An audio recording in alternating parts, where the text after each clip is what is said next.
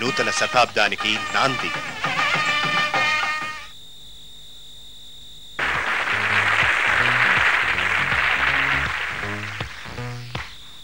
ఈ ఉత్తరం హైదరాబాద్ నుంచి ఎంసి ఆంజనేయులు గారు రాశారు. ఈయన రిటైర్డ్ ఇంజనీర్. ప్రస్తుతం ఈయన రచనలు చేయటం, కవితలు, కథలు, వ్యాసాలు రాయటం చేస్తున్నారు. ఈయన రాసిన కథలు, కవితలు, వ్యాసాలు 30 వరకు ప్రచురితమైనాయి. ఈయన రాసిన పాట ఎందుకమ్మా నాన్నకు నేనంటే ఇంత కోపం. సత్య ప్రమాణంగా నాకు తెలియదు, మీ నాన్నగారితో కలిసి మాట్లాడి చెప్తాను. నేను ఈ పాట మీద నాకు ఎందుకు ఇష్టం వచ్చిందంటే, ర్యాండమ్ సెలెక్ట్ చేసిన వైవిధ్యం కోసమని రకరకాల పాటలు సెలెక్ట్ చేస్తున్నప్పుడు చిన్నపిల్లల సైకాలజీ మీద చాలా అందంగా రాసినటువంటి చిన్న చిన్న మాటలతో రాసిన పాట. ఒక పాపాయి ఉన్నప్పుడు ఇంట్లో, తర్వాత ఆఫ్టర్ గ్యాప్ ఇంకొక పాపో పుడితే చిన్న పాపను ముద్దు చేస్తున్నప్పుడు పెద్ద పాపకు ఎంత ఇబ్బందికరంగా ఉంటుంది, సైకలాజికల్గా ఎలా ఉంటుంది, ఆ పాప పాడితే ఎలాంటి పాట పాడుతుంది అన్నటువంటి దృష్టితో రాసిన పాట. నాకు చాలా నచ్చింది ఈ పాట. Ready friends?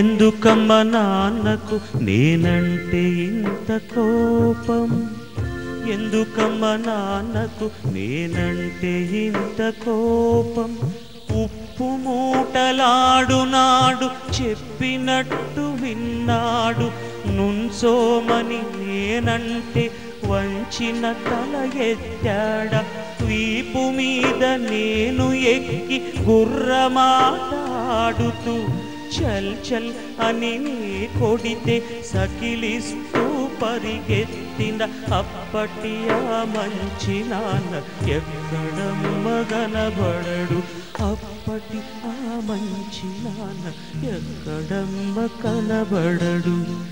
ఎందుకమ్మ నాన్నకు నేనంటే ఇంత కోపం, ఎందుకమ్మ నాన్నకు నేనంటే ఇంత కోపం.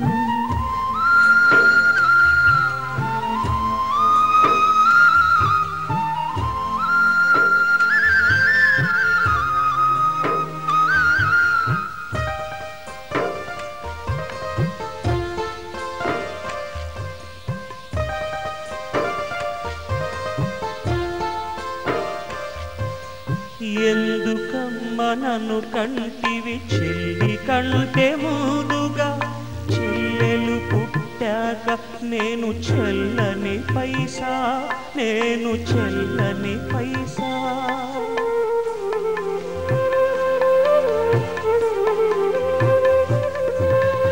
అది పుట్టిన 3వ నెల ఊయలలో దాన్ని చూసి ప్రేమతోనే ముద్దు పెట్ట, ముట్టుకోకే మొద్దు అని కళ్ళు ఎర్ర చేశాడు, కసిరి కొట్టిలాగాడు, కళ్ళు ఎర్ర చేశాడు, కసిరి కొట్టిలాగాడు.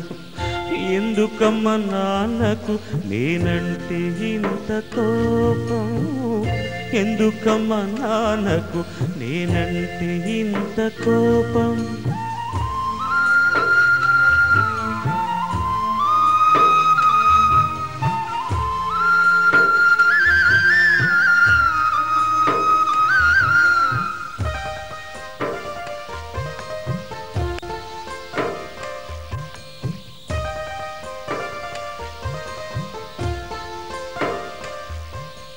బుడి బుడి అడుగులు తడబడి బొక్క బోర్లాది పడితే తప్పు నాది ఎట్లానే, అమ్మా నువ్వు చెప్పవే, అమ్మా నువ్వు చెప్పవే.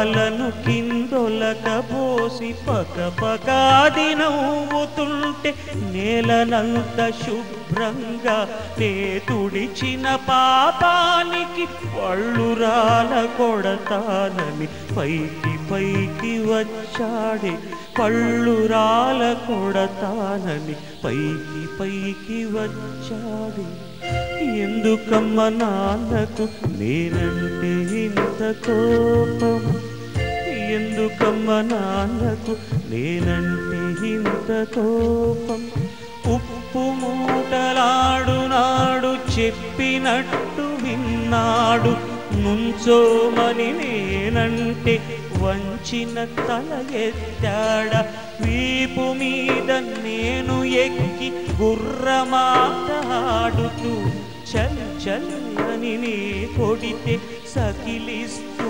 పరిగెత్తిన